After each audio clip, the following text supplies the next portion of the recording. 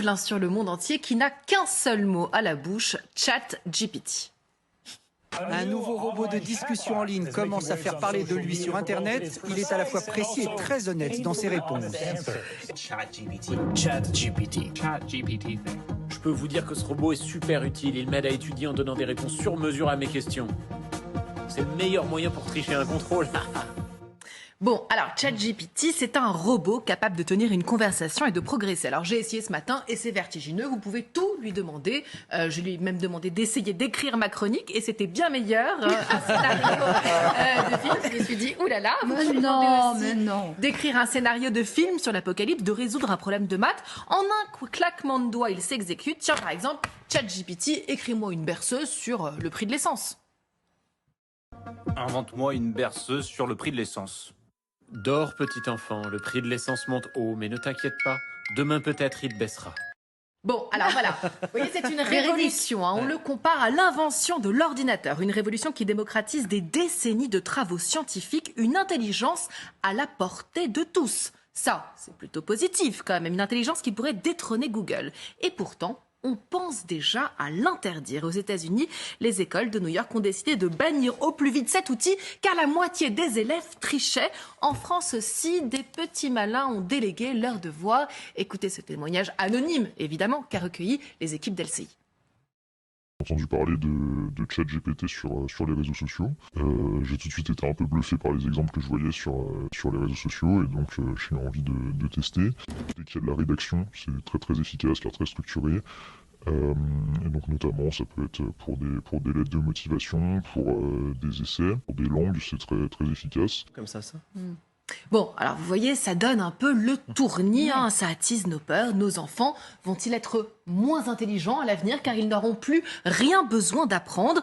ChatGPT va-t-il me mettre, moi et toute notre équipe, au chômage? Alors essayons de garder la tête froide car c'est vrai que la première réaction qu'on a, c'est de vouloir casser la machine. Un peu comme en 1811, hein, souvenez-vous de la révolte luddite des ouvriers anglais s'étaient mis à détruire des machines de tissage de peur que leur métier ne disparaisse. Les ouvriers avaient peur d'être déclassés, exactement comme la plupart des Français, hein, car selon une étude, selon Statista, 40% des salariés français se disent inquiets de l'impact de l'intelligence artificielle.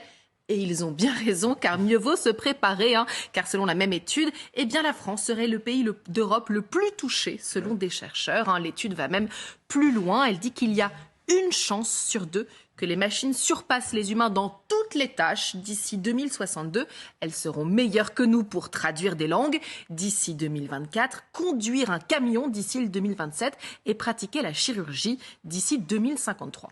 Mais bon, ces robots vont-ils aussi remplacer la chaleur humaine, le soin? Eh bien non, pas du tout. Et là, c'est là où l'étude est intelligente, car elle dit aussi que 85% des emplois de 2030 n'existent pas encore.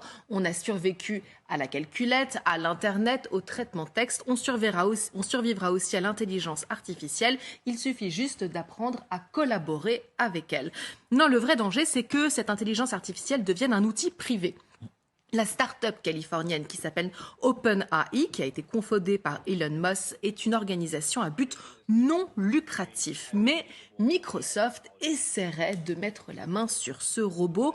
On se dit même que le service pourrait devenir payant et s'il était réservé à l'avenir à une oligopole. L'urgence est donc de légiférer au plus vite car il y a un vide juridique et pour l'instant, eh bien, les professeurs sont démunis. Quand ils se retrouvent devant une copie qui a été rédigée par ce robot, ils ne savent pas quoi faire et donc ils mettent à peu près la moyenne. Ils sont complètement démunis par cette triche. Donc l'urgence, à mon avis, c'est de légiférer au plus vite. Ouais.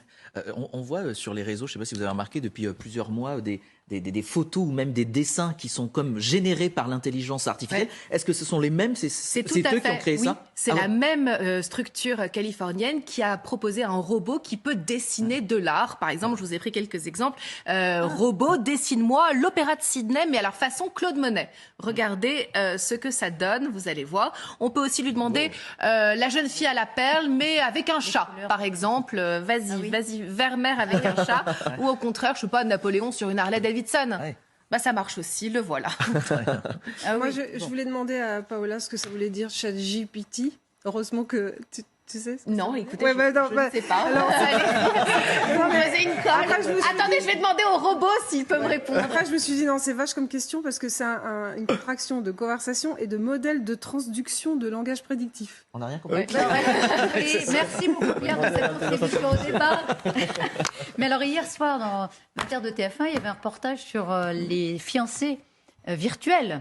Oui. Que les Chinois, ils ont de plus en plus recours à ces petits robots sur leur portable. C'est fascinant parce qu'il y a des échanges extrêmement nourris. On ne peut pas parler d'émotion, mais vraiment, ce sont des compagnons ou des compagnonnes, des compagnes, pardon, de plus en plus présentes dans la vie privée des Chinois, même quand ils ont déjà un fiancé d'ailleurs. Et certaines startups disent aussi qu'on va pouvoir ressusciter nos morts, qu'on pourra, je ne sais pas, ressusciter via un hologramme notre mère ou notre père et discuter avec lui. Mais évidemment, ce qui nous préoccupe, c'est l'école. Parce que moi, je suis peut-être un peu vintage, mais c'est vrai que si les enfants n'apprennent plus rien, c'est-à-dire qu'à on l'heure... va trouver des solutions, dites-moi. À l'heure où on remet au goût du jour la dictée et le calcul mental, c'est vrai que ce genre de robot, c'est une révolution. Mais sauf qu'on va vite le déceler, non, si tous les élèves ont le même genre de rédaction.